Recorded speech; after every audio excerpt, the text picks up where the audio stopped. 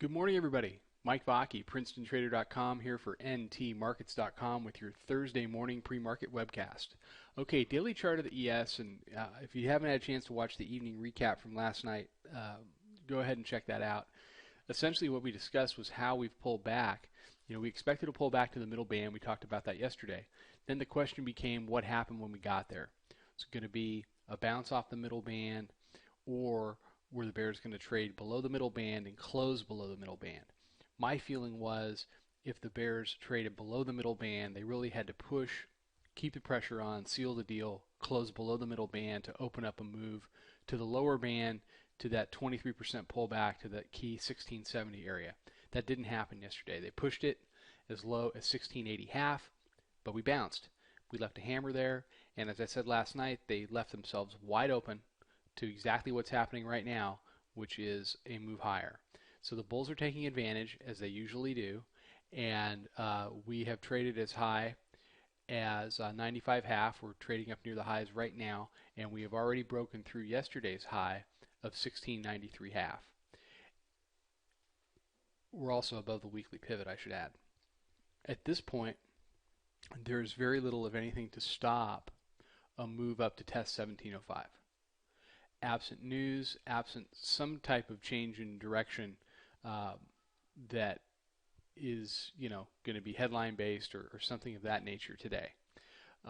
We do have jobless claims in an hour, but jobless claims don't seem to be carrying the same type of force and effect as they did maybe a couple of years ago. That's just my personal opinion.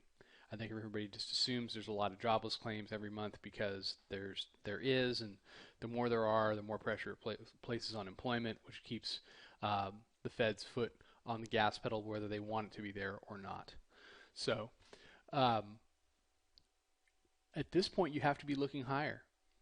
If we do get a lower high, if we do only get a move up to the upper band, which is sitting right now up around 1705, if we do punch through and fail, I mean, obviously you can get short there, but essentially what's happened, I mean, just to the naked eye with no preconceived bias, is that we've pulled back 25 handles off of 1705.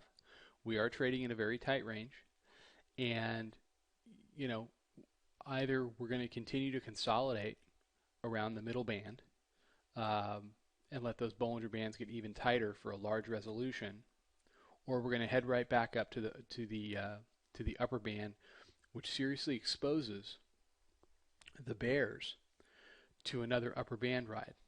And that could head up, above 1705. Then you start looking at areas like 1714, 1718, 1723. Is that going to happen today? No.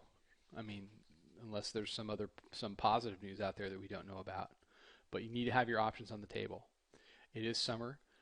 The volatility is low.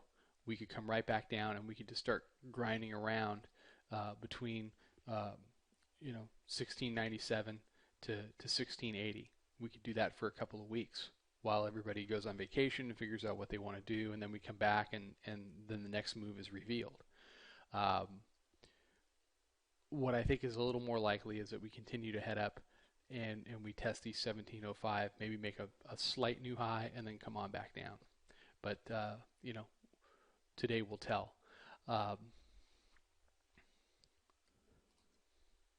With respect to the pivots, you've got double pivots at the 9-day, which was such an important pivot yesterday. I put up a lot of charts on the website yesterday. If you hadn't had a chance to check those out, please do, because it really walks through how the pivots and the levels work together throughout the course of a trading day to give you a few nice setups. Today you have double pivot 1687 half to 1688. So on a pullback today, if there's pressure at any point today on a dip, I would expect that 87, 88 area, starting with the 89 that was so important, to act as initial support. And and now you've got the middle band underneath that. So you've got just a thick layer of support from 89 down to 87. Okay, everybody have a fantastic day. Mike Vacchi, PrincetonTrader.com. Check out the website. Follow us on Twitter at Princeton Trader. We'll be posting some great stuff all day. Going to try to get at least 3 or 4 charts up there every day for you guys.